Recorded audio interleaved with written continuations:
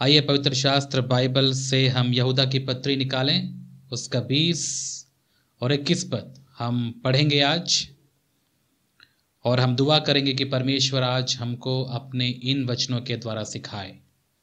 और जब आप परमेश्वर के वचन को सीखने के लिए यहाँ पर हैं, तो मैं आपको भी प्रोत्साहित करूँगा कि आप दुआ करिए कि प्रभु आपके मनों को भी खोले, ताकि आप परमेश्वर के इन वचनों के अर्थ को, इसकी गहराई को समझ पाएं।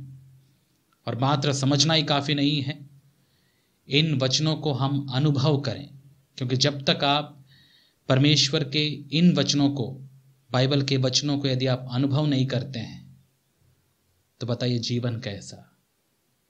इसीलिए जब भी आप बाइबल के वचनों को पढ़ें तो आप प्रभु से दुआ करें कि प्रभु मुझे पढ़ना ही नहीं है, समझना ही नहीं है, परंतु मैं इन वचनों को अपने जीवन में अनुभव करना चाहता हूँ या अनुभव करना चाहती हूँ। इस उद्देश्य से यदि आप पढ़ते हैं तो मैं आपसे कह सकता हूँ कि आप सच में परमेश्वर के प्रेम में और उसके साथ जो रिश्ता है आपका, उसमें आप मजबूत होते जाएंगे। सो आइए मेरे साथ निकालिए यहूदा की पत्री, उसका 20 और 21 पद। और यहाँ पर ऐसा लिखा है, हे मेरे प्रियो, तुम अपने अति पवित्र विश्वास में उन्नति करते हुए और पवित्र आत्मा में प्रार्थना करते हुए अपने आप को परमेश्वर के प्रेम में बनाए रखो, और अपने और अनंत जीवन के लिए हमारे प्रभु यीशु मसीह की दया की बाट जोहते रहो। और जैसे कि हम पिछले कुछ महीनों से हम इन वचनों को पढ़ रहे हैं, विशेष करके यहूदा की पत्री को पढ़ रहे हैं, आप जानते ही हैं। और प्रभु की दया से हमने बहुत सारी बातें इस पत्री के द्वारा सीखी हैं, और हमने ये भी जाना कि ये पत्री आज के समय के लिए, हमारे समय के लिए कितना ज़्यादा महत्वपूर्ण और लाभदायक है। क्योंकि हम जिस समय में रह रहे हैं मेरे प्यारे भाई और बहन, ये बहुत ही चुनौती से भरा हुआ समय है, जहाँ पर लोग अपनी मर्जी से जीना पसंद करते हैं, अपनी इच्छा से जीना पसंद करते हैं। वे परमेश्वर की इच्छा को महत्व नहीं देते। वे चाहते हैं कि उनकी इच्छा पूरी हो। वे खुद को ही परमेश्वर की जगह रखकर अपनी ही इच्छा को पूरी करना चाहते हैं। ऐसी परिस्थिति में हम लोग जी रहे हैं मेरे प्यारे भाई और बहन। और आपको ऐसे ही लोग आपके आसपास मिलेंगे जो बस इसी विचारधारा से ग्रसित हैं, और वे चाहते हैं या वे सोचते भी यही हैं कि हमको कोई ईश्वर या परमेश्वर की ज़रूरत नहीं है, हम अपने इस जीवन को अपने ही हिसाब से हम जिएंगे। और ऐसे चुनौती भरे समय में जब हम रह रहे हैं, तो हमारे लिए परमेश्वर के वचन के सिवाय और कुछ भी हमको वो ताकत और सामर्थ्य नहीं दे सकता। इसीलिए बाइबल को पढ़ना, बाइबल के वचनों को समझना और वचनों को अनुभव करना बहुत बहुत बहुत इम्पोर्टेंट है। मैं समझ सकता हूँ कि यदि आप प्रभु में हैं तो आपको मेरी बातें समझ में आ रही होगी, और इसकी गंभीरता को भी आपको समझ में आ रहा होगा कि कितना गंभीर एक समय है हमारा, कितना चुनौती से भरा ये समय है हमारा, जहाँ पर हमको इन सारी परिस्थितियों में रहते हुए ही परमेश्वर की महिमा करना है। और ऐसा देखकर हमको नहीं लगता कि हम भी नोहा के समय के अनुसार हम रह रहे हैं। मतलब नोहा के समय में जैसा समय था, जैसे लोग थे, जैसी परिस्थिति थी, वैसा ही कुछ आज हमारे इर्द गिर्द, हमारे आसपास हमको देखने को मिलता है। लोग अपनी मर्जी से जी रहे हैं। ऐसा ही हुआ था नोहा के समय में भी। लोग अपनी मनमानी से जी रहे थे। किसी को परमेश्वर से कोई मतलब नहीं था, उसकी इच्छा उसके लिए इम्पोर्टेंट नहीं थी। वे चाहते थे कि बस उनकी इच्छाएं पूरी होती रहें, और उन्हीं इच्छाओं में ही वे परमेश्वर को एक छोटा सा, क्या बोल सकते हैं, एक हिस्सेदारी दे देते थे। वे बस नाम परमेश्वर का, लेकिन सब कुछ वो अपनी मर्जी से करते थे। ऐसा ही पाखंडपन का समय नोहा के समय में भी रहा था, और आज हमारे समय में भी कुछ ऐसा ही है। और इसीलिए हमको नोहा से चुनौती प्राप्त करना है। ऐसे परिस्थिति में रहते हुए भी नोहा परमेश्वर के प्रति विश्वास योग्य रहा, परमेश्वर के प्रति वफादार रहा और परमेश्वर की इच्छा को वो पूरी किया। सो इसीलिए मैं आपको भी प्रोत्साहित करता हूँ मेरे प्यारे भाई और बहन, आप आसपास के इन परिस्थितियों को देखकर घबराएं ना।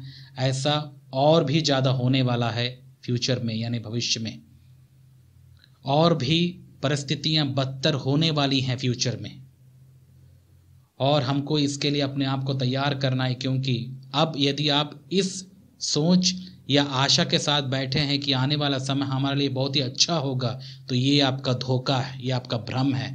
आने वाला समय हमारे लिए अच्छा नहीं होगा, और भी ये चुनौतियां बढ़ जाएंगी, और भी ये परिस्थितियां बढ़ जाएंगी जहां लोग और भी स्वार्थी हो जाएंगे, और भी मतलबी हो जाएंगे, अपने ही बारे में सोचने वाले होंगे, परमेश्वर के फिक्र या परमेश्वर की इच्छा के बारे में बिल्कुल नहीं सोचेंगे। वे चाहेंगे कि वे कैसे अपनी इच्छा को, अपनी इस लालसा को कैसे पूरी करें जो उनकी शारीरिक इच्छाएं हैं, ऐसे ही वे लोग जिएंगे। और ऐसे परिस्थिति में हमको और हमारे आने वाले पीढ़ी को भी जीना है। और याद रखिएगा, यदि हम उनके लिए मिसाल ना रखें, मसीहियत की मिसाल, तो बताइए वे लोग कैसे उनकी चुनौतियों का वे लोग सामना कर पाएंगे, कैसे उनको प्रोत्साहन मिलेगा। इसीलिए केवल अब हमें अपने बारे में ही नहीं सोचना है, अब हमको आने वाली पीढ़ी के बारे में भी सोचना है कि उनको हम क्या देने वाले हैं इस पीढ़ी के द्वारा, उनको हम क्या प्रोत्साहन देने वाले हैं हमारे जीवनों के द्वारा। ये हमको सोचना है ताकि अगली पीढ़ी प्रभु के लिए खड़े हो। और यकीन मानिएगा, आने वाली पीढ़ी और भी चुनौती से भरी हुई है और हो सकती है, और ये हमारे हाथ में है कि हम अगले पीढ़ी को क्या देते हैं। इसलिए सावधानी से हम अपने जीवन को जिएं और दूसरों के लिए प्रोत्साहन का कारण बने। मैं तो आपसे यही कहना चाहता हूँ, दूसरों के लिए निराशा का कारण बनना ये बहुत बेकार, बहुत ही गंदी बात है। मेरे जीवन से यदि कोई निराश होता है, यदि मेरे जीवन से कोई प्रोत्साहित ना होकर और भी निराश होकर हताश हो जाता है, तो बताइए क्या ये मसीहियत है? जबकि मेरे जीवन से दूसरों को चुनौती मिलनी चाहिए, उनको एक चैलेंज प्राप्त करना है उन्हें कि यदि ये भाई या ये बहन ऐसी जी रही है, ऐसा जी रहा है, तो मुझे भी वैसा ही जीना है, प्रभु के लिए खड़े होना है। ऐसी विचारधारा हमारी हो, मैं आपको प्रोत्साहित करना चाहूँगा। ठीक है, तो यहूदा की पत्री हम पढ़ रहे हैं पिछले कुछ महीनों से, और जैसे कि अब तक आपने पढ़ा है, आपने समझा है, यहूदा की पत्री मुख्यतः विश्वासियों को लिखी गई और विश्वासियों को प्रोत्साहित करने के लिए लिखी गई है ये पत्री, ताकि विश्वासी अपने विश्वास के प्रति प्रोत्साहित रहें, अपने विश्वास की रखवाली करें, क्योंकि उनको खतरा है। फिर से बोल रहा हूँ, उनके विश्वास को खतरा था, इसीलिए यहूदा ने उनको आगाह किया, जागरूक किया। और विश्वास उनका किस बात से खतरे में पड़ गया या उनको किन से खतरा था, ये पूरी पत्री उन्हीं के बारे में लिखी गई है। उस समय जो खतरा था, ये झूठे शिक्षाएं और झूठे भविष्यवक्ता या प्रचारक थे, जो कलीसियाओं में यीशु मसीह का नाम लेकर अपनी मर्जी से जीने वाले जो लोग थे, इन लोगों से सच्चे विश्वासियों को खतरा था, क्योंकि वे बहुत ही सीक्रेटली, रहस्यमयी तरीके से, बिना किसी को पता चले, अपने स्वार्थी कामों को मसीहियत का रूप देकर वे लोग सच्चे मसीहों के बीच में एक ठोकर का कारण बनकर वे जी रहे थे, जो कि आज भी ऐसा बहुत सारी कलीसियाओं में है।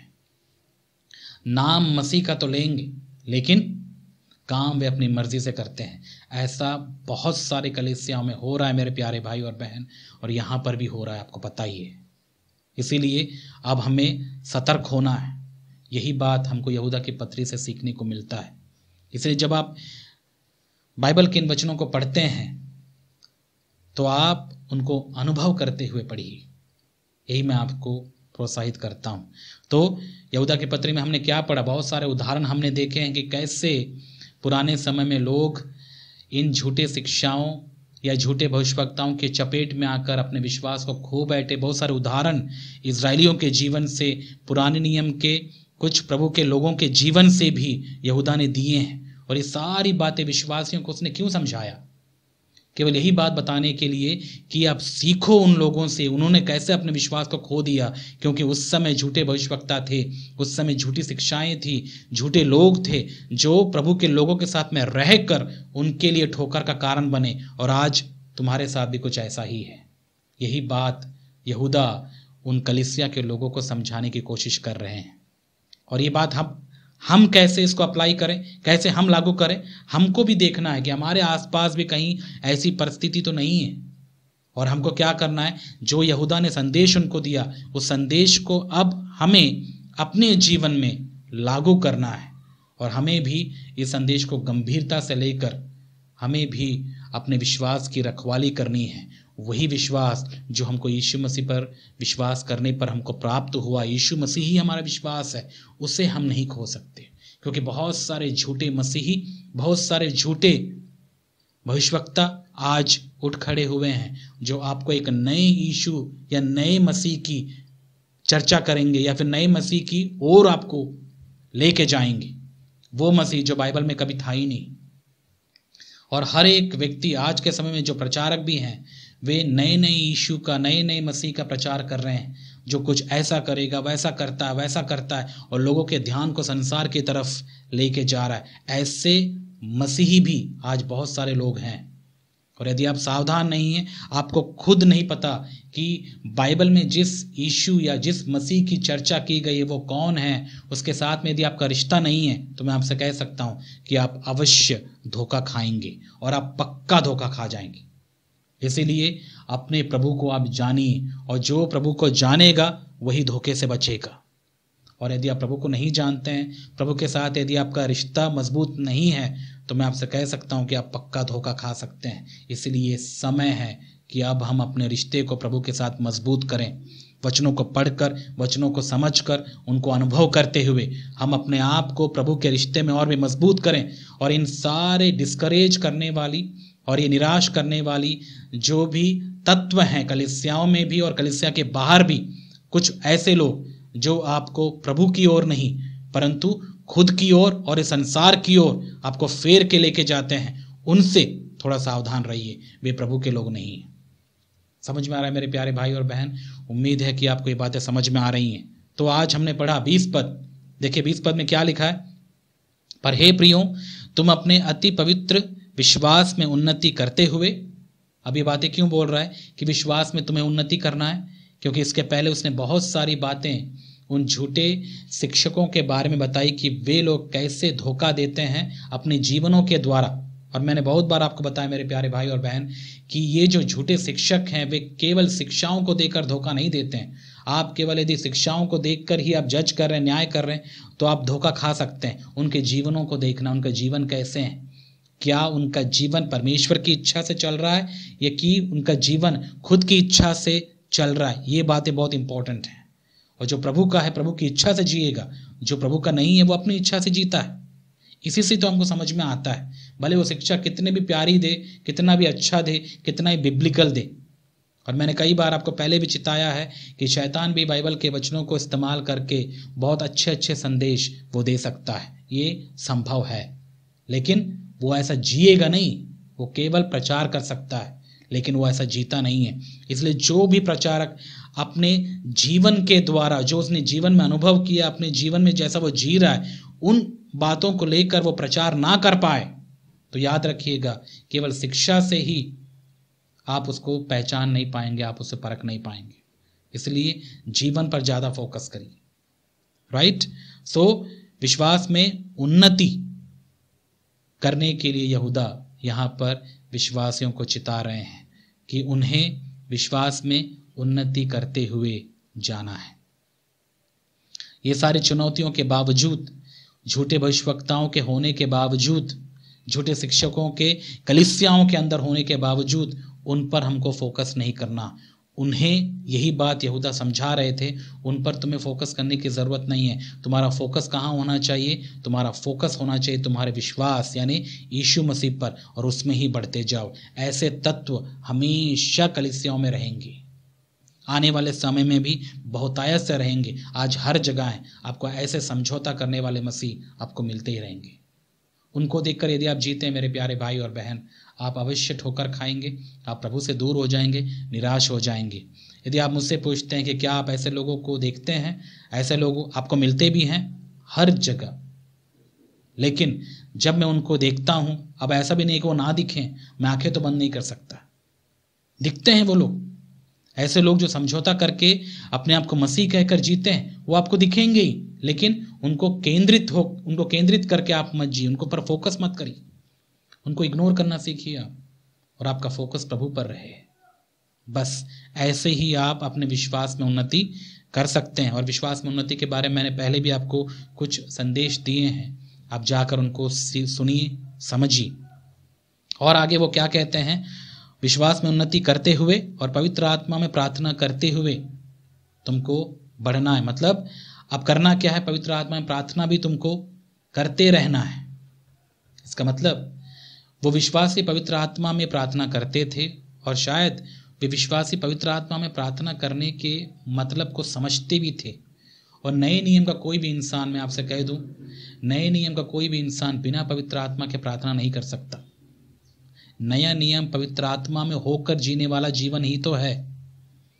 नए नियम के लोग यदि हम हैं, तो हम नए नियम के लोग हम क्यों कहते हैं? क्योंकि हम में पवित्र आत्मा है, और पवित्र आत्मा में ही हम प्रार्थना करते हैं, पवित्र आत्मा के द्वारा ही हम प्रार्थना करते हैं। और इस बात को हर एक सच्चा मसीही जानता है, जो प्रभु में नया जन्म प्राप्त करके, पवित्र आत्मा प्राप्त करके उस आत्मा में वो जी रहा है, उसको ही पता है कि पवित्र आत्मा में प्रार्थना करने का मतलब क्या होता है, कि वो प्रार्थना पवित्र आत्मा में कर रहा है या पवित्र आत्मा से बाहर होकर वो प्रार्थना कर रहा है, उसको ये बात पता है। और इसे मुझे ज़्यादा समझाने की ज़रूरत नहीं, क्योंकि यदि आप प्रभु को जानते हैं, उसको अनुभव किए हैं, नया जन्म प्राप्त किए हैं, पवित्र आत्मा से भरे हैं, तो आपको ये अनुभव, पवित्र आत्मा से प्रार्थना करने वाला अनुभव आपको प्राप्त हुआ होगा, और आप ऐसे ही प्रार्थना कर रहे होंगे, मैं उम्मीद करता हूं। और पवित्र आत्मा में प्रार्थना करने के बारे में मैंने बहुत कुछ आपसे बातें कही हैं, जो पिछले कुछ संदेशों में है, आप जाकर उनको सुन सकते हैं। और मैंने एक बहुत अच्छा एग्जाम्पल या आपको एक उदाहरण मैंने दिया था कि पवित्र आत्मा में प्रार्थना करने के मतलब को यदि आप समझना चाहते हैं, तो प्रभु की प्रार्थना को आप देखिए। प्रभु ने जो प्रार्थना सिखाई अपने चेलों को, वो पवित्र आत्मा में प्रार्थना करने का एक उदाहरण है। उसी पैटर्न में ही पवित्र आत्मा, या उन्हीं मुद्दों को लेकर ही, या उन्हीं मुद्दों में ही पवित्र आत्मा हमें प्रार्थना करना सिखाते हैं। और पवित्र आत्मा में प्रार्थना करने के बारे में मैंने कुछ बातें आपको जब बताई हैं, उनमें से मैंने कुछ प्रभु की प्रार्थना में से आपको मैंने समझाया। और मैं चाहता हूं कि आप आगे की बातों को खुद पढ़ें और प्रभु की प्रार्थना पर आप मनन करें, ताकि आपको पता चले कि पवित्र आत्मा में प्रार्थना करने का मतलब क्या होता है। और एक व्यक्ति जब पवित्र आत्मा से भरता है, तो वो किन बातों में होकर वो प्रार्थना करता है। तो ये प्रभु की प्रार्थना को आप पढ़िएगा। और मैं आपसे कह दूं, यदि आप में से जिन्होंने पवित्र आत्मा को अनुभव नहीं किया, जिन्होंने नया जन्म का अनुभव नहीं किया, आपको ये बातें समझ में नहीं आएंगी, मैं आपसे कह देता हूँ। वो क्यों? क्योंकि आत्मिक बातें शारीरिक व्यक्ति को समझ में नहीं आती हैं। शारीरिक लोगों के लिए आत्मिक बातें एक मजाक है, बस ये ऐसा ही है। बहुत से लोगों को, बहुत सारे कलीसिया में आने वाले लोगों को बहुत बार आप देखेंगे कई चीज़ें बस उनको समझ में नहीं आती हैं, विशेष करके आत्मिक बातें। क्यों नहीं आती हैं? एक आत्मिक व्यक्ति को ही तो आत्मिक बातें समझ में आएंगी। आत्मिक व्यक्ति वो जिन्होंने यीशु मसीह को जाना, नया जन्म प्राप्त किया, नया जन्म प्राप्त करके पवित्र आत्मा को उन्होंने अनुभव किया, उनको ही बहुत सारी आत्मिक बातें समझ में आती हैं। और वे लोग जो मात्र एक धार्मिकता का लिबास पहने हुए कलीसिया में बैठे हुए हैं, अपने आप को मसीही जताते हैं, उनको आत्मिक बातें कभी समझ में नहीं आएंगी। और ये वही लोग हैं जो आत्मिक लोगों का सताव करते हैं। यही लोग थे यीशु मसीह के समय में भी, जो फरीसी और सदूकी कहलाते थे, धार्मिक लोग, जिन्होंने यीशु मसीह को सताया और उनके चेलों को भी सताया। युद्ध इनके बीच में है, धार्मिक और आत्मिक लोगों के बीच में ही है। क्योंकि धार्मिक चीज़ें बाहरी होती हैं, हमको पता है, आत्मिक चीज़ें परमेश्वर से संबंधित होती हैं और धार्मिक लोगों को आत्मिक चीज़ें समझ में नहीं आती, उनके लिए ये बातें मजाक और पागलपन लगता है। और मैं समझ सकता हूँ जो प्रभु में आत्मिक हैं, जो प्रभु में बढ़ रहे हैं अपने रिश्ते में, आप कहीं ना कहीं आप लोगों से सुने होंगे, लोगों ने आपको बोला होगा कि आप पागल हैं। ये नॉर्मल है, और यदि ऐसा सुनते हैं ये अच्छी बात है आप पागल। क्यों? आप प्रभु के प्रेम में पागल हैं, प्रभु के रिश्ते में पागल हैं। तो एक धार्मिक व्यक्ति को, जिनके लिए नियम प्यारे होते हैं, जिनके लिए रीति रिवाज प्यारा होता है, जिनके लिए ट्रेडिशंस, उनके कलीसियाओं का ये प्यारा होता है, उनके लिए परमेश्वर के साथ में जो आपका प्रेम है, जो आपका रिश्ता है, वो तो पागलपन ही है, वो तो मजाक ही है। और यदि ऐसा आप सुनते भी हैं तो ये नॉर्मल है, ऐसा आप आदत कर भी लीजिए, लोग आपको कहेंगे भी ऐसा। ठीक है, तो इन बातों को आप फिक्र मत कीजिए। ये यीशु मसीह के समय में भी था, चेलों को भी झेलना पड़ा, जितने भी प्रभु के सच्चे लोग थे सबको झेलना पड़ा जो प्रभु में आत्मिक थे। और यदि आप आत्मिक हैं, आपको भी ऐसी परिस्थितियों का सामना करना ही पड़ेगा। लोग आपको पागल बोलेंगे, सनकी बोलेंगे, आउट ऑफ माइंड है, इसको कुछ नहीं पता है, ऐसे ही बोलेंगे। ये होगा ही रहेगा और ये होगा आपके साथ में भी, इसलिए इसका आपको टेंशन लेने की कोई ज़रूरत नहीं। पवित्र आत्मा में प्रार्थना करने के बारे में मैंने आपको बताया है। आप खुद प्रभु को जानते हैं, आप जाइए प्रभु की प्रार्थना को मनन कीजिए, प्रभु से दुआ करिए कि प्रभु आपको उस प्रभु की प्रार्थना के अर्थ को समझाए, सिखाए। ठीक है, क्योंकि मुझे यहूदा की इस पत्री को आगे समझाना है, तो मैं आपको आगे करवाना चाहूँगा, आगे पढ़ाना चाहूँगा। देखिए और आगे क्या लिखा है, पवित्र आत्मा में प्रार्थना करते हुए और क्या करना है, अपने आप को परमेश्वर के प्रेम में बनाए रखो। ठीक है, तीसरी बात, पहली बात विश्वास में उन्नति करते रहो, दूसरा पवित्र आत्मा में प्रार्थना करते रहो, और अपने आप को परमेश्वर के प्रेम में बनाए रखो। ये किस कॉन्टेक्स्ट में ये बातें कह रहा है यहूदा, या किस संदर्भ में ये बातें कही जा रही हैं? ये झूठे भविष्यवक्ता और प्रचारकों के इस परेशानी को देखकर, या उन बातों को जब यहूदा बता रहे हैं, तो उसी संदर्भ में ही ये बातें कही जा रही, मतलब ये कहीं ना कहीं उससे कनेक्ट होती। इसका मतलब यदि हम चाहते हैं कि हम ऐसे झूठे शिक्षाओं और झूठे प्रचारकों या भविष्यवक्ताओं से बचें, तो हमको क्या बचा सकता है? कौन बचा सकता है? अवश्य प्रभु तो बचाएंगे ही, लेकिन करना क्या है हमें? यहाँ पर प्रभु के लोग कुछ ऐसा करते हैं, वे अपने आत्मिक उन्नति में लगे रहते हैं, विश्वास में उन्नति करते रहते हैं, उनको इस संसार से कोई मतलब नहीं होता, उनको ऐसे झूठे भविष्यवक्ताओं के अनुसार वे लोग नहीं जीते हैं, उनको अपना केंद्र या फोकस बनाकर वे लोग नहीं जीते हैं, उनसे उनको कोई फर्क नहीं पड़ता। दूसरी बात, प्रभु के लोग पवित्र आत्मा में प्रार्थना करते हुए आगे बढ़ते हैं, तभी उनको ये सारी परिस्थितियों में वे लोग बच पाएंगे, उनको पता है। तीसरी बात, वे अपने प्रेम में, मतलब परमेश्वर के साथ उनका जो प्रेम है, जो रिश्ता है, उसमें वे लोग बने रहते हैं। समझ में आ रहा है? जब एक व्यक्ति ऐसा जीता है, वही व्यक्ति इन झूठे शिक्षाओं और झूठे प्रचारकों से बच सकता है। इसका मतलब जो ऐसा नहीं जीता, सोच लीजिए उनका क्या होगा। क्योंकि परमेश्वर के प्रेम में जब आप बने हुए हैं, परमेश्वर के प्रेम मतलब परमेश्वर के रिश्ते में यीशु मसीह के द्वारा जब आप बने हुए हैं, आज्ञाकारिता के द्वारा, तभी तो परमेश्वर की सामर्थ आप पर होगी या आप में होगी, और उसी सामर्थ से ही आप संसारिक और इन झूठी शिक्षाओं को आप परख पाएंगे। और यकीन मानिएगा, यही वो बातें हैं जो हमारे लिए बहुत ही ज़रूरी हैं, जिससे हम इन झूठे शिक्षकों और प्रचारकों या ऐसे झूठे मसीहों से हमको बचा के रख सकते हैं। इसलिए इन बातों को आप गौर करिएगा। देखिए वो क्या कहता है, आगे कहता है, वो अपने आप को परमेश्वर के प्रेम में बनाए रखो। मतलब ऐसी परिस्थिति कलीसिया में होगी, है, लेकिन तुम्हें क्या करना, ये ज़्यादा इंपॉर्टेंट है। तुम्हें ऐसे लोगों को देखकर सतर्क रहना है, उनको फोकस नहीं करना है। फोकस तुम्हारा प्रभु पर ही रहे, उसके साथ रिश्ते को और मजबूत करो और परमेश्वर के प्रेम में बने रहो।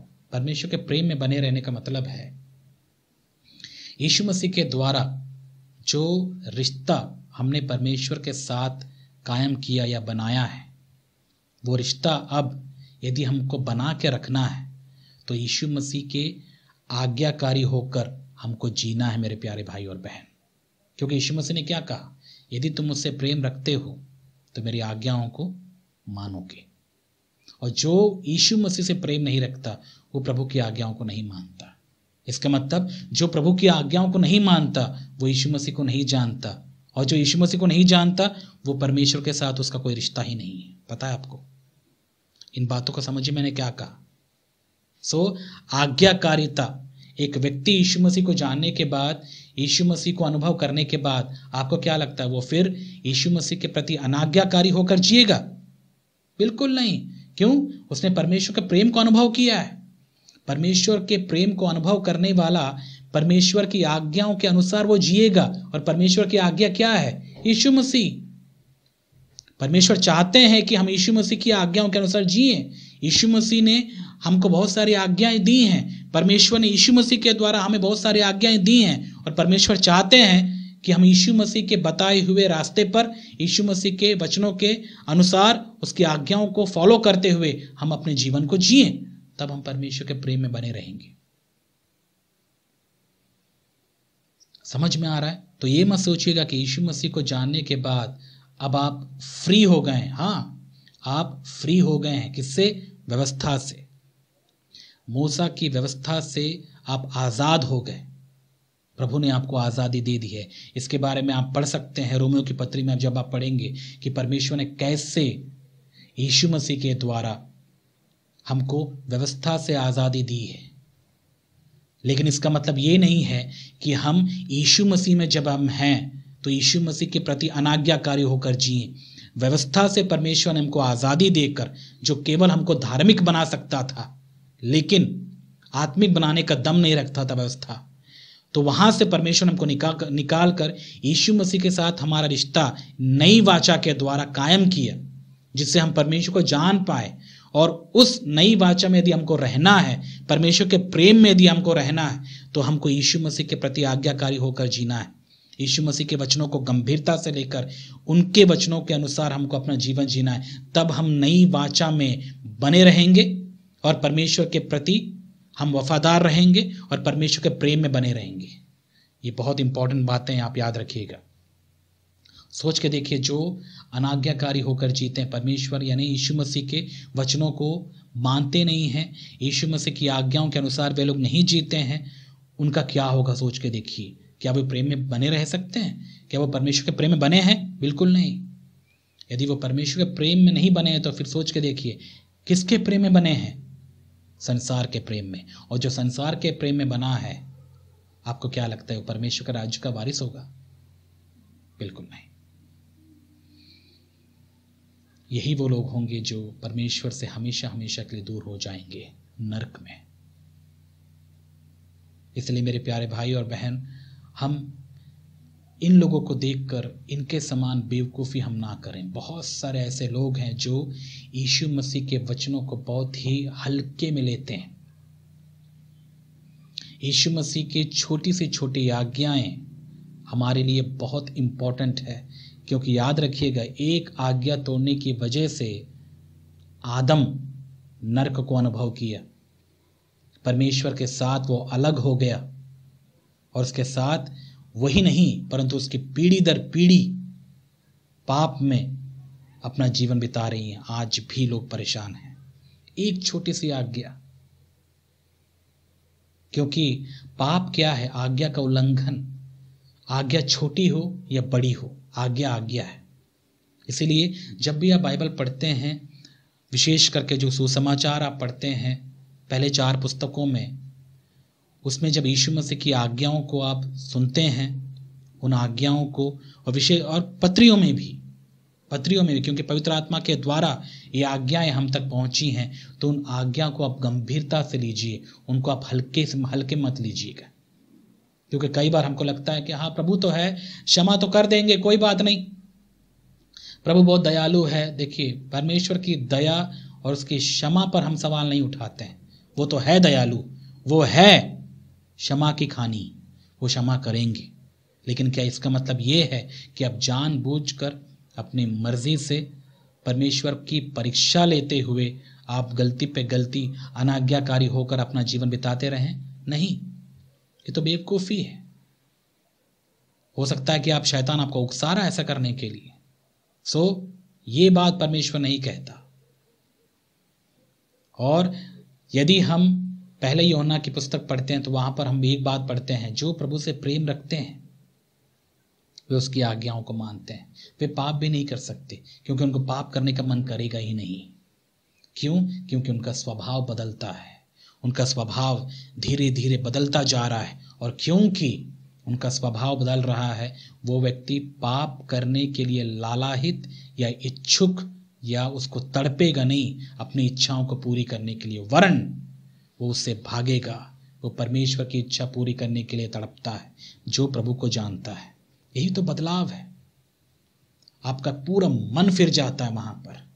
आपको जो पहले मन करता था करने के लिए, मन फिर जाता है। उसका मतलब अब आपको वो चीजें करने का मन नहीं कर रहा, अब आपको कुछ दूसरी चीजें करने के मन कर रही हैं, क्योंकि आपका मन फिराव हुआ। मतलब आपका मन जो संसार में लगा था, वहां से आपका मन फिर कर परमेश्वर की ओर लग गया। अब आप परमेश्वर की इच्छाओं को पूरी करने के लिए तड़पेंगे, उनकी इच्छाओं को आप पूरा करना चाहेंगे। यही तो है बदलाव, यही तो है मन फिराव। समझ में आ रहा आपको मेरे प्यारे भाई और बहन? यहूदा ने क्या बताया यहां पर? उसने बताया कि अपने आप को परमेश्वर के प्रेम में क्या करके रखो? बनाए रखो। और कैसे हम बना कर रख सकते हैं परमेश्वर के प्रेम को, या परमेश्वर के प्रेम में हम कैसे बने रह सकते हैं? आज्ञाकारिता के द्वारा। किसके प्रति? यीशु मसीह के वचनों के प्रति। यीशु मसीह के वचनों के प्रति जब आप आज्ञाकारी रहेंगे, नई वाचा की आज्ञाओं के प्रति जब आप आज्ञाकारी रहेंगे, तब आप परमेश्वर के प्रेम में बने रहेंगे। अब आप बोलेंगे फिर पुराने नियम का क्या? पुराना नियम मूसा के द्वारा दिया गया व्यवस्था था। समझ में आ रहा आपको? पुराने नियम की जो बातें हैं वो मूसा के द्वारा दी गई थी यहूदियों को, और जब तक यीशु मसीह नहीं आए, नई वाचा जब तक शुरू नहीं हुई, तब तक उन लोगों को मूसा की व्यवस्था के अनुसार चलना या जीना अनिवार्य था। वे लॉ के अंडर थे, मतलब व्यवस्था के अधीन थे। लेकिन यीशु मसीह के आने के बाद अब हमको एक अवसर मिला है पवित्र आत्मा के द्वारा, यीशु मसीह पर विश्वास करने के बाद, कि अब हम परमेश्वर के साथ संबंध यानी नया रिश्ता बनाकर अब हम परमेश्वर के प्रेम को अनुभव कर पाए। और वो कैसे संभव हुआ है? यीशु मसीह के द्वारा हुआ है। मूसा के द्वारा पॉसिबल नहीं था। मूसा के द्वारा तो केवल व्यवस्था आई है, लेकिन यीशु मसीह के द्वारा अनुग्रह प्राप्त हुआ, जो हम नहीं कर पाए। अनुग्रह के द्वारा, यीशु मसीह के द्वारा अब हम वो कर पा रहे हैं। क्या? परमेश्वर के साथ में हम रिश्ता बना पाए हैं। ये कैसे संभव हुआ? यीशु मसीह के द्वारा हुआ। मूसा के द्वारा पॉसिबल नहीं था। लेकिन ये दुख की बात है, बहुत सारे लोग हैं जो आज भी मूसा की व्यवस्था को पालन करने के चक्कर में पड़े हुए हैं। वे मूसा की व्यवस्था के अनुसार जीना चाहते हैं। बताइए, मूसा की व्यवस्था के अनुसार कौन परफेक्टली जी पाया? कोई है पुराने नियम में जिसने मूसा की व्यवस्था का उल्लंघन भी नहीं किया हो? ऐसा कोई नहीं है। पूरे पुराने नियम आप पढ़ के देखिएगा, किसी ने भी व्यवस्था को संपूर्णतः फॉलो नहीं कर पाया।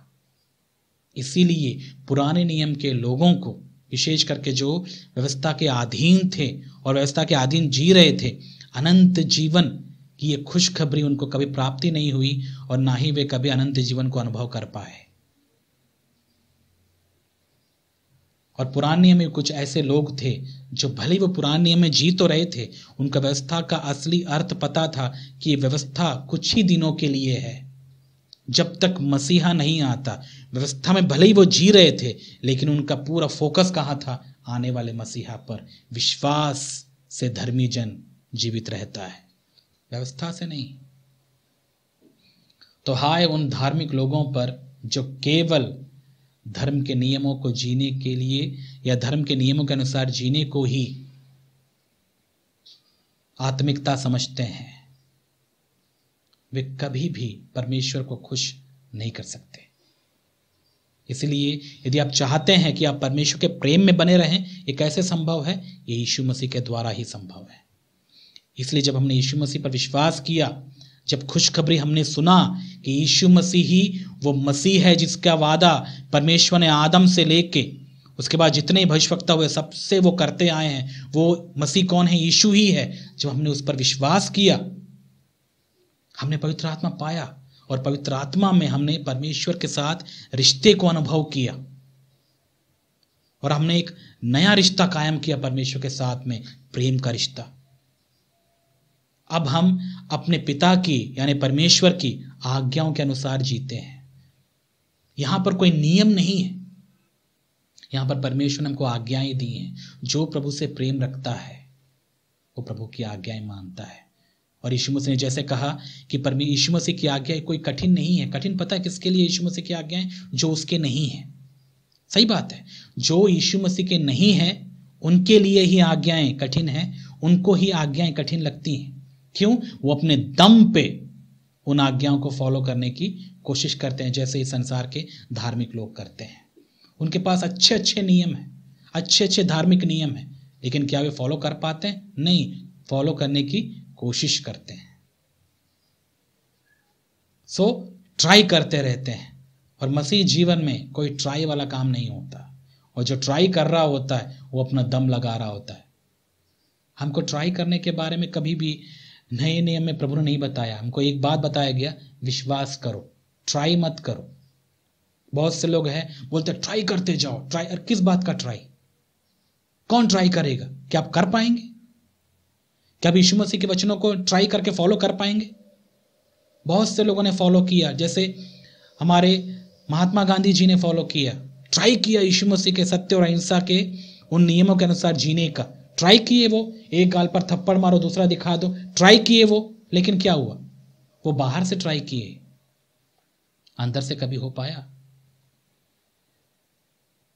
लोग यीशु मसीह की शिक्षाओं को बाहरी तौर पर लोगों को दिखाने के लिए पाखंड का काम करके वे लोग उन शिक्षाओं को वे फॉलो करने का ढोंग तो कर सकते हैं, लेकिन परमेश्वर की नज़र में वे कभी भी आत्मिक नहीं ठहरेंगे।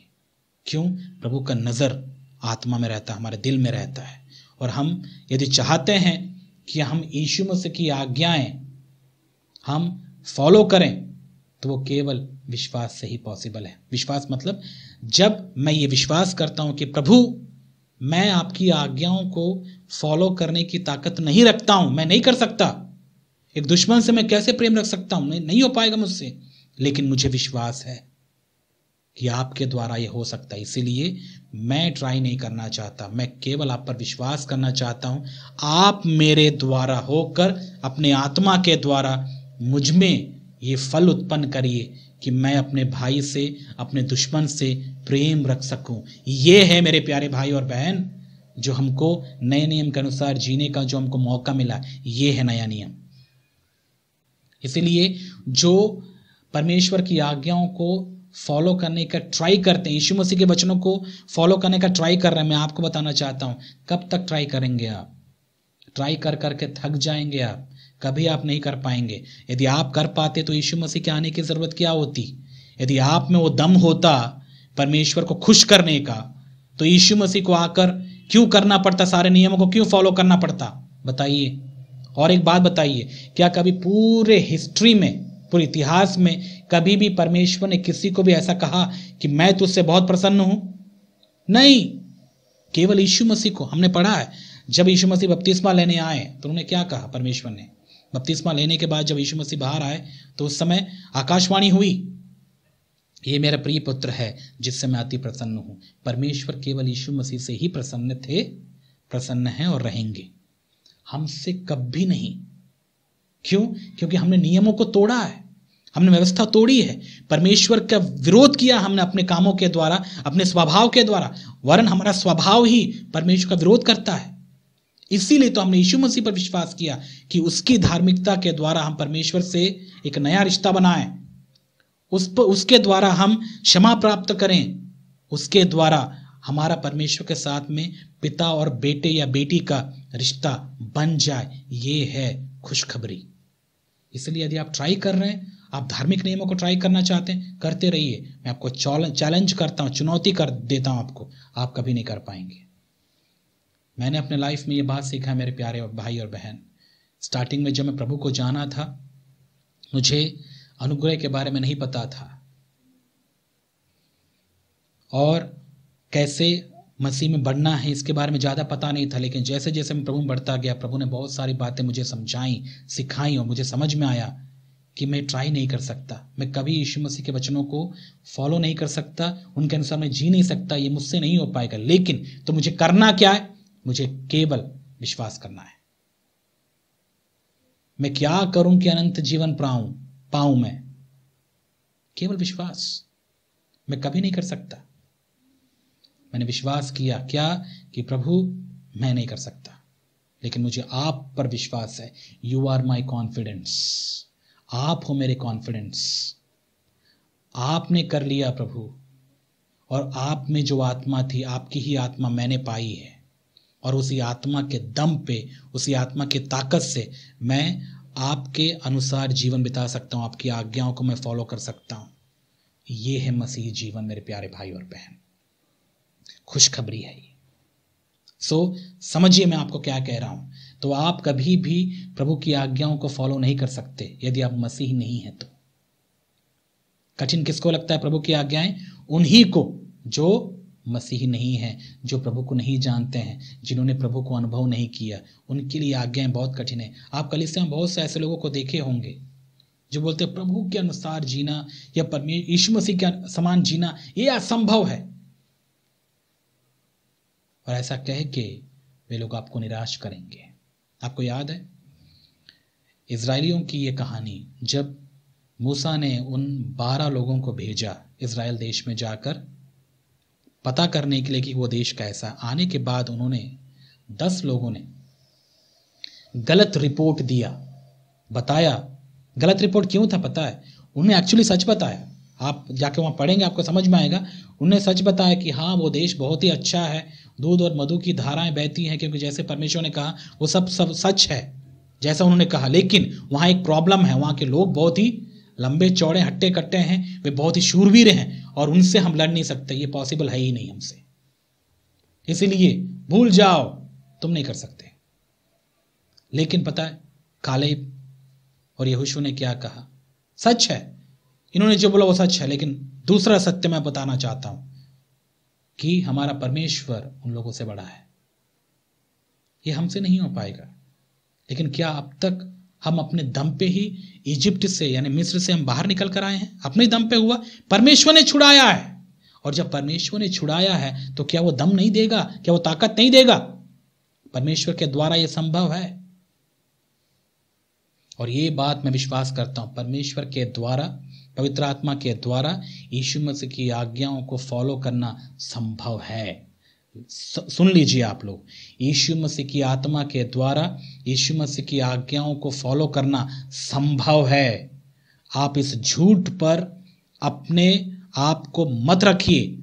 जो लोग आपको ये कहते हैं कि यीशु मसीह के अनुसार जीना यह आपके बस की बात नहीं है, सही बात है, हमारे बस की बात नहीं है। इसीलिए तो पवित्र आत्मा परमेश्वर ने हमको दिया कि हम पवित्र आत्मा के द्वारा उसकी अधीनता में रहकर पवित्र आत्मा जैसा हमको करवाते हैं वैसा करेंगे यदि हम, तो हम उसके अनुसार जी सकते हैं। इसीलिए परमेश्वर ने हमको आज्ञाएं दी हैं। इसीलिए यीशु मसीह की आज्ञाएं प्रभु के लोगों के लिए, जिसमें उसके बीज है, उसकी आत्मा है, उनके लिए कठिन नहीं है। ये पड़ोसियों के लिए कठिन है जो यीशु मसीह के लोग नहीं है, परमेश्वर के बेटे और बेटियां नहीं है। एक बाप के बेटे के लिए बाप के समान जीना कठिन नहीं है। आम के पेड़ के बच्चे के लिए, वो छोटे आम के पेड़ के लिए आम का फल लाना कठिन नहीं है। क्यों? उसी का ही वो बीज है। समझ में आ रहा आपको? यदि उसका बीज आप में नहीं है तो आप उसकी आज्ञा फॉलो नहीं कर पाएंगे। यदि आपको कठिन लग रहा है प्रभु की आज्ञाएं, इसका मतलब आपने प्रभु को नहीं जाना। आपने प्रभु को नहीं जाना। आप बस पाखंड कर सकते हैं बाहर से कि हाँ मैं ये कर रहा हूँ वो कर रहा हूँ, लेकिन अंदर से आप वही कूड़े और करकट ही रहेंगे। कभी आप अपने अंदर उस अनंत जीवन को आप अनुभव नहीं कर पाएंगे मेरे प्यारे भाई और बहन। इसीलिए सावधान रहिएगा। और यदि आप अभी तक यीशु मसीह को नहीं जाने तो मैं आपको आज ये खुशखबरी सुनाता हूँ। क्यों ट्राई कर रहे हैं आप? आइए, मन फिराइए, प्रभु पर विश्वास कीजिए, नया जीवन प्राप्त कीजिए, पवित्र आत्मा से भर जाइए। उसके बाद देखिए, पवित्र आत्मा के अधीन जब आप हो जाएंगे, पवित्र आत्मा आप में वो काबिलियत, उसी को बोलते हैं अनुग्रह, वो अनुग्रह आपको देंगे, वो काबिलियत आपको प्रभु देंगे, एबिलिटी, ताकि आप परमेश्वर के लिए फल उत्पन्न कर सकें। यही तो अनुग्रह है।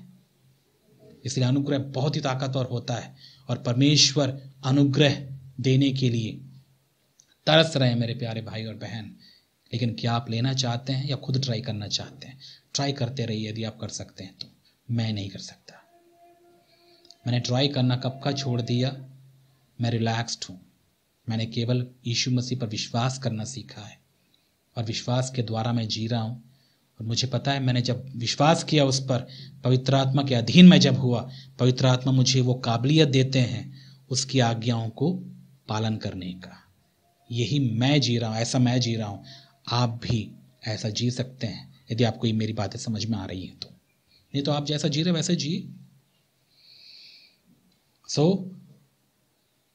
ये बातें कैसे कनेक्ट होती हैं? जब एक व्यक्ति, इस पत्री से कैसे कनेक्ट होती हैं? जब एक व्यक्ति अपने आप को परमेश्वर के प्रेम में बनाए रखता है, मतलब आज्ञाकारी होकर, यीशु मसीह के प्रति आज्ञाकारी होकर परमेश्वर के प्रेम में बने रहता है। अब आप बताइए, उसका यीशु मसीह के साथ में रिश्ता है, परमेश्वर के साथ में रिश्ता है, वो कैसे धोखा खा सकता है? कैसे धोखा खा सकता है? ये नहीं धोखा खाते। लेकिन धोखा कौन खाते हैं? जो अनाज्ञाकारी हैं, जो यीशु मसीह को नहीं जानते हैं, जिनका परमेश्वर के साथ कोई रिश्ता नहीं है, जिनका प्रभु के प्रेम में वे बने हुए नहीं हैं, जो विश्वास में उन्नति नहीं कर रहे हैं, जो पवित्र आत्मा में प्रार्थना नहीं कर रहे हैं, वे ही धोखा और धोखा खाते ही रहेंगे। फिर वो कौन है? चर्च में आते होंगे। चर्च में आना कोई बड़ी बात नहीं है। जैसे मंदिरों में और धार्मिक स्थलों में यहाँ पर लोग यहाँ वहाँ आना जाना करते हैं, ऐसे चर्च में भी आजकल लोग आते हैं। वे चर्च के मेंबर नहीं होते हैं, प्रभु को जाने हुए नहीं होते हैं। वो मात्र चर्च के उस खूबसूरती को, उस बिल्डिंग को देखने के लिए आते हैं। कई लोग बड़े बड़े चर्चेस में, बिल्डिंग्स पता क्यों जाते हैं? उनको तो पहली बात चर्च का मतलब ही नहीं पता होता। उनको लगता है कि जो बड़ी बड़ी बिल्डिंग्स होते हैं, ऊपर बड़े बड़े क्रॉस लगे होते हैं, वही तो चर्च है। और वो क्या देखने आते हैं पता? यीशु मसीह को देखने नहीं आते हैं। वो केवल उस चर्च की सुंदरता को, खूबसूरती को देखने आते हैं, वही निहार के चले जाते हैं। वहां वो देखते हैं कि कौन सा क्रूस वहां बना हुआ है, कैसा क्रूस बना हुआ है, वहां पर एक मूर्त वहां बना रहेगा, वहां के सजावट को देखेंगे, उस खूबसूरती को निहारेंगे और चले जाएंगे। उनको लगता है कि हम चर्च अटेंड किए। क्या बेवकूफ़ी है लोग, नहीं? ऐसे लोग हैं, ऐसे लोगों की भरमार है।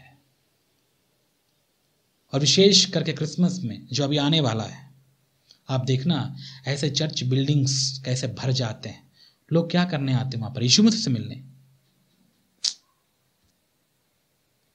वे, अब मैं बताना नहीं चाहता, आप समझ सकते हैं क्या क्या वो करने आते होंगे वहां पर।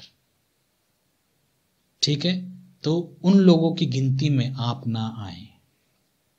वे मसीह लोग नहीं हैं। मैंने आपको पहले ही बताया, चर्च में आ जाने से, चर्च का मात्र मेंबर बन जाने से कोई मसीह नहीं होता, जब तक वो नए सिरे से ना जन्मे, आत्मिक जन्म वो ना प्राप्त करे यीशु मसीह पर विश्वास करके पवित्र आत्मा के द्वारा, तब तक वो परमेश्वर के प्रेम को नहीं अनुभव कर सकता। तब तक वो परमेश्वर के साथ एक नया जीवन स्टार्ट नहीं कर सकता। वो परमेश्वर का बेटा या बेटी नहीं हो सकती।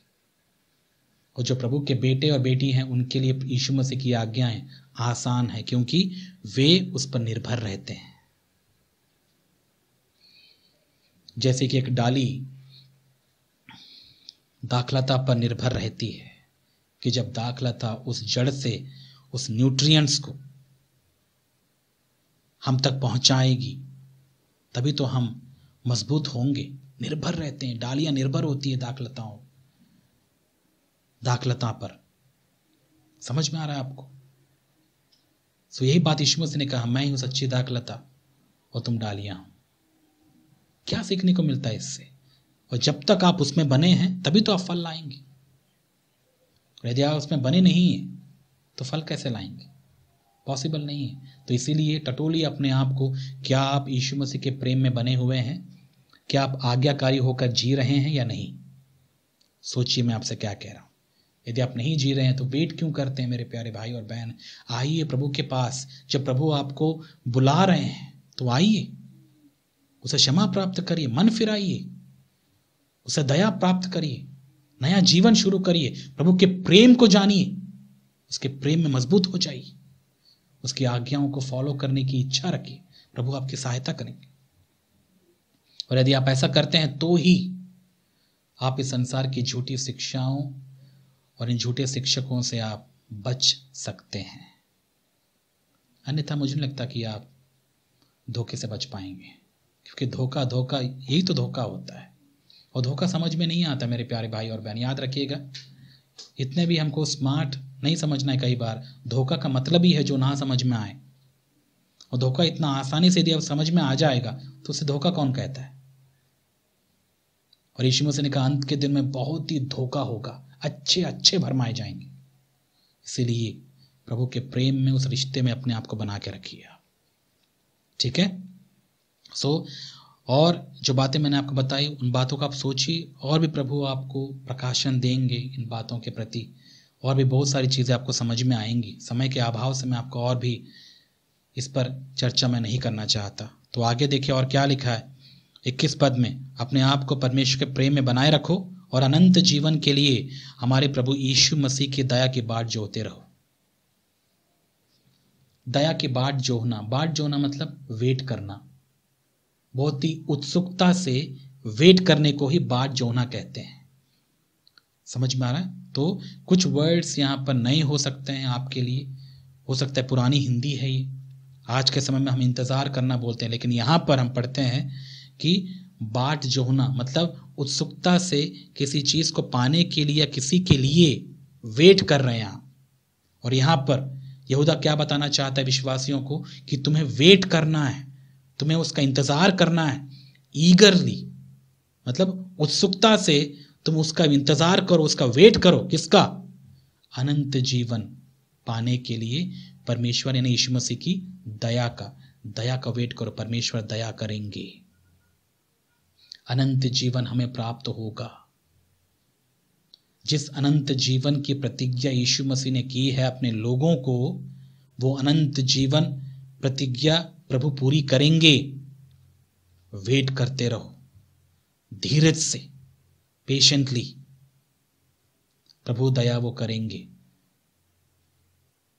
सो ये बातें क्यों बता रहा है यहूदा उन विश्वासियों को?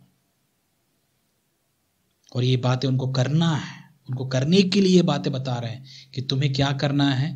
ऐसे लोग होंगे, झूठे लोग, लेकिन तुम्हें क्या करना है? प्रभु को ध्यान दो, विश्वास में बढ़ो, पवित्र आत्मा प्रार्थना करते जाओ, प्रभु के प्रेम में बने रहिए आज्ञाकारिता के द्वारा। और याद रखो प्रभु ने हमको वादा भी किया है। कौन सा वादा? अनंत जीवन का, जो यीशु मसीह के द्वारा हमें प्राप्त हुआ है।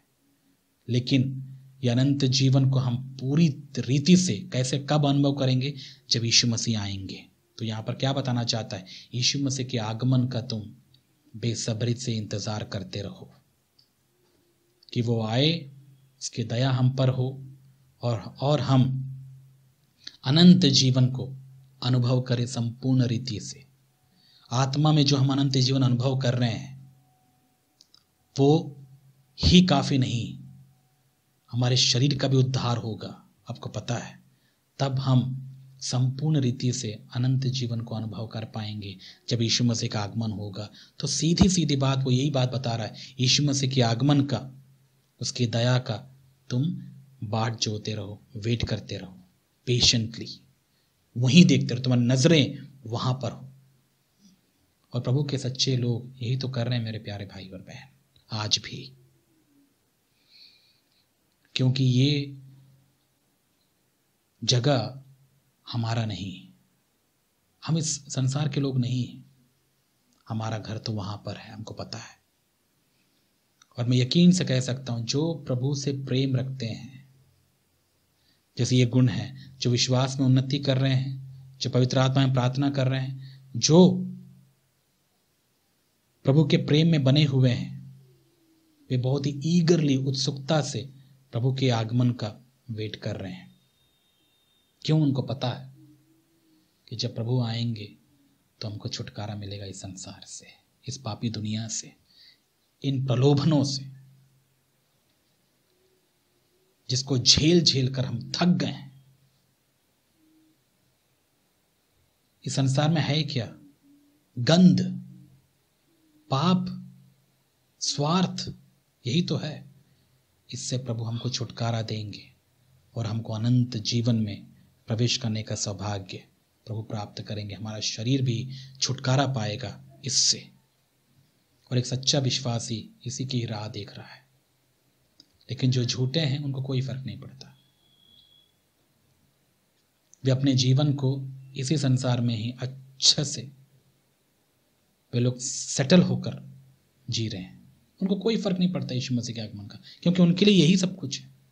आपको भी ऐसा ही लगता है मेरे प्यारे भाई और बहन?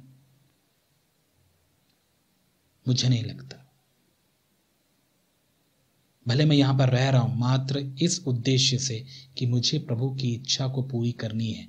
जो सेवा उसने मुझे दी है, जो जिम्मेदारी उसने मुझे दी है प्रभु के वचन को आप तक पहुंचाने का, उस जिम्मेदारी को पूरी करने के लिए ही मैं यहां पर हूं।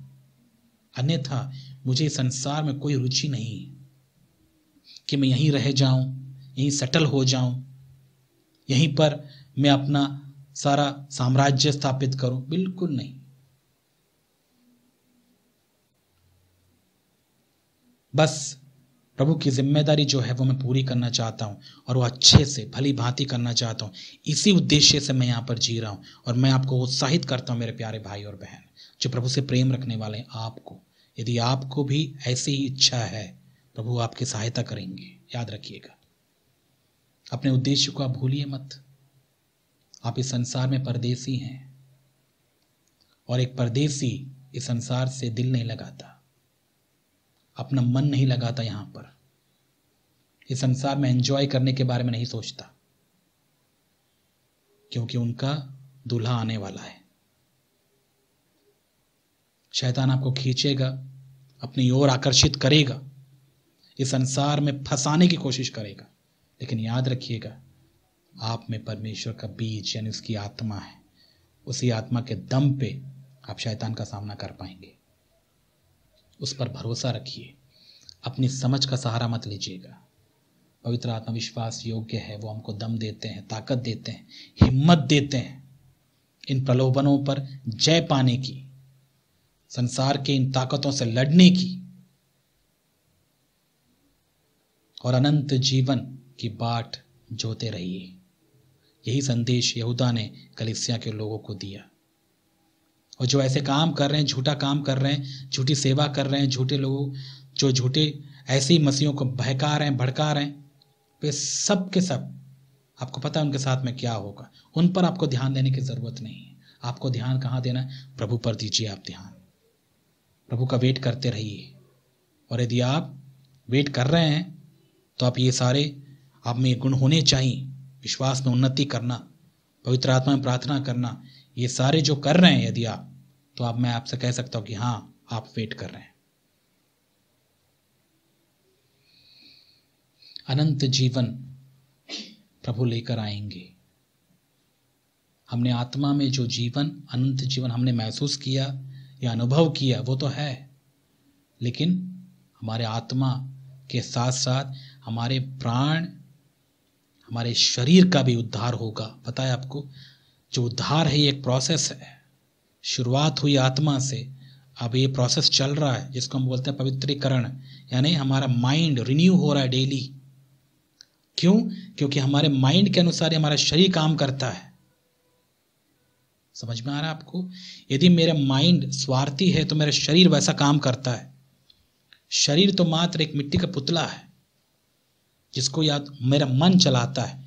तो इसीलिए पवित्र आत्मा हमने प्राप्त किया, हमारी आत्मा जागरूक हुई, जीवन प्राप्त किया, और उसी जीवन में जब आत्मा मजबूत होते जा रही है, हमारा माइंड यानी हमारा जो सोच विचार है वो बदलता जा रहा है, मसीह जैसा होता जा रहा है। और क्योंकि हम ऐसा सोच रहे हैं, हमारा शरीर फिर हमारी आज्ञा मानता है। लेकिन शरीर इस संसार से भी आकर्षित होता है, आपको पता ही है। तो इसका छुटकारा तो बाकी है अभी। इसका छुटकारा कब होगा? जब हमारे प्रभु आएंगे, तब हमको संपूर्ण रीति से छुटकारा प्राप्त होगा, जिसको हम बोलते हैं उद्धार प्राप्त होगा। सो जब प्रभु आएंगे तब हमारे इस पूरे अस्तित्व का, हमारी आत्मा, प्राण, हमारे शरीर का उद्धार होगा। तब तक वेट करते रहिए पेशेंटली, जैसे एक दुल्हन अपने दूल्हे का वेट करते रहती है। इन्हीं बातों के साथ मैं आपको उत्साहित करना चाहता हूं मेरे प्यारे भाई और बहन कि आप प्रभु में बढ़ते रहिए, अपने आप को प्रभु के प्रेम में बनाए रखिए, उसके प्रति आज्ञाकारी रहिए और उसके आगमन का इंतजार करते रहिए।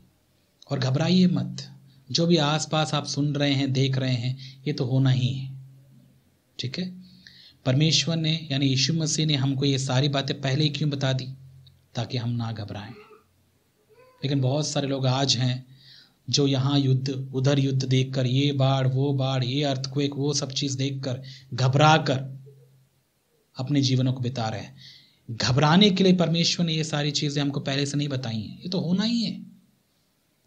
डर से आपको नहीं जीना है, प्रभु के प्रति उसको फोकस करते हुए आप विश्वास के साथ में जिए, और इन चीजों से आप सतर्क रहेंगे क्योंकि पवित्र आत्मा आपको करेंगे। सो मेरी इन बताई हुई बातों पर आप गौर कीजिए और भी आप इन पर मनन कीजिए, वचनों को पढ़िए। पवित्र आत्मा आपको और भी बातें मसीहत के बारे में, परमेश्वर के बारे में सिखाएंगे। सो प्रभु आपको आशीषित करे। आमीन।